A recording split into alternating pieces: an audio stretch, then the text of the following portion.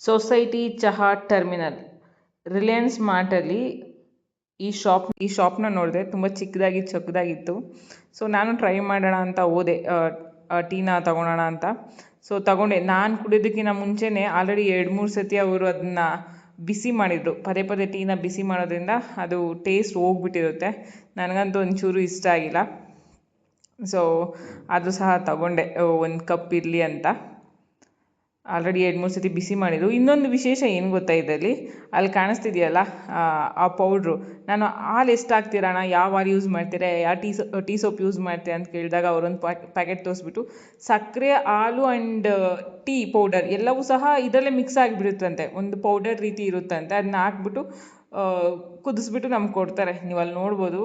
ನನಗಂತೂ ಒಂಚೂರು ಇಷ್ಟ ಆಗಿಲ್ಲ. ಆಲ್ರೆಡಿ 2-3 ಸತಿ ಅವರು ಚೆನ್ನಾಗಿ ಬಿಸಿ ಮಾಡಿದ್ದಾರೆ ಅದನ್ನು. ಸೊ ಐ ಥಿಂಕ್ ನಾನು ತೊಗೊಂಡಾದ್ಮೇಲೆ ನನಗೆ ಇಷ್ಟ ಆಗಿಲ್ಲ ಅಂತ ಹೇಳಿದೆ. ಪಾಪ ಅವರು ಟೇಸ್ಟ್ ಮಾಡಿಲ್ವಂತೆ. ನನಗೊಂಚೂರು ಇಷ್ಟ ಆಗಿಲ್ಲ, ಕುಡಿಯೋಕ್ಕಾಗಿಲ್ಲ. ನೀವು ಟೇಸ್ಟ್ ಮಾಡಬೇಕು, ಒಂದು ಎಕ್ಸ್ಪೀರಿಯೆನ್ಸ್ ಬೇಕು ಅಂದರೆ ಅಲ್ಲಿ ತೊಗೊಬೋದು. ₹5 ಸಿಗುತ್ತೆ. ಸೊ ಚೆನ್ನಾಗಿರೋದಿಲ್ಲ, ನನಗಿಷ್ಟ ಆಗಿಲ್ಲ. Thank you.